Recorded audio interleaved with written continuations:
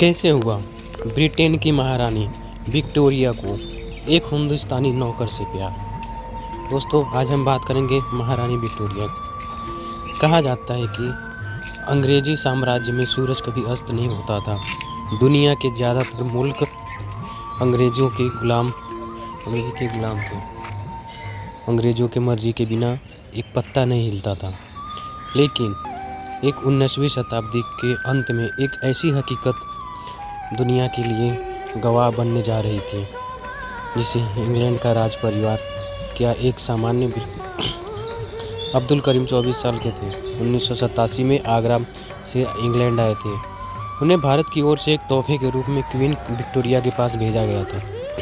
1 साल के भीतर ही इस नौजवान को महारानी के दरबार में शिक्षक का दर्जा दे दिया गया था और उन्हें निर्देश दिया गया था कि वो महारानी को हिंदी और उर्दू सिखाएं। इन डायरियों संकेत मिलता है कि महारानी विक्टोरिया का अब्दुल करीम से अपने खास सेवक के जॉन ब्राउन से भी ज़्यादा करीबी रिश्ता था। महारानी विक्टोरिया अब्दुल को पत्र लिखती थी तो उसके अंत में तुम्हारी प्रिय माँ और तुम्हारी सबसे करीब दोस्त लिखती थी। कभी कभी तो महारानी अपने पत्रों में चुंबन के प्रतीक भी बनाती थी, जो उस समय में बेहद असाधारण बात थी। दोनों के बीच का रास्ता काफ़ी भावुक था, जिसका विभिन्न स्तर पर वर्णन किया जा सकता है। कह सकते हैं कि ये रिश्ता एक जवान भारतीय आदमी और एक 60 वर्षीय महिला के बीच का था, या फिर कहें कि एक माँ और एक बेटे के बीच जैसा रिश्ता था। विक्टोरिया का जन्म 1919 में हुआ था, लेकिन जब विक्टोरिया महज 8 महीने की थी तो उनके पिता का देहांत हो गया। विक्टोरिया के मामा ने उनकी शिक्षा दीक्षा का कार्य जिम्मेदारी से संभाला। वे स्वयं भी बड़े योग्य और अनुभवी थे, लेकिन पारंपरिक विचारों को तरजीह देते थे। विक्टोरिया को किसी भी पुरुष से एकांत में मिलने नहीं दिया गया, यहाँ की तक कि बड़ी उम्र में नौकर चाकर भी उनके पास नहीं आ सकते थे। विक्टोरिया जितनी देर शिक्षकों से पढ़ती, उनकी माँ या उनकी धाय माँ उनके पास बैठी रहती थी।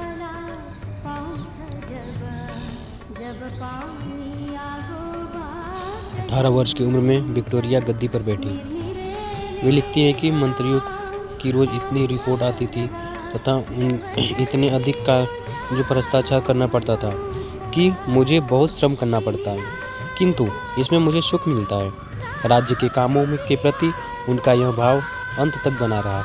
इन कामों में वे अपना एक छत्र अधिकार मानती थी। उनमें वे मामा और माँ तक का हस्तक्षेप स्वीकार नहीं करती थी। विक्टोरिया ने पत्नी, माँ और रानी तीनों रूपों में उन्होंने अपना कर्तव्य अत्यंत ईमानदारी से निभाया। विवाह होने पर भी पति को भी राजकाज से दूर रखती थी, परंतु धीरे धीरे पति की प्रेम, विद्वता और चातुर्य आदि गुणों ने उन पर अपना अधिकार जमा लिया और वे अति परायण बनकर उनके इच्छानुसार चलने लगी। लेकिन 43 वर्ष की उम्र के अनुसार में ही वे विधवा हो गई। इस दुख को सहते हुए भी उन्होंने 39 वर्ष तक बड़ी ईमानदारी और न्याय के साथ शासन किया।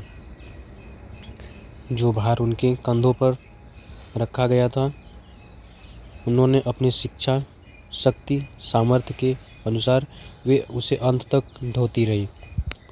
किसी दूसरे की सहायता स्वीकार नहीं की। रानी विक्टोरिया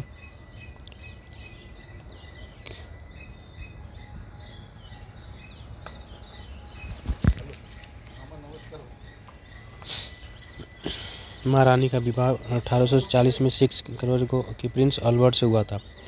उनके 9 बच्चे थे और उन सभी की शादी राज परिवार में हुई थी।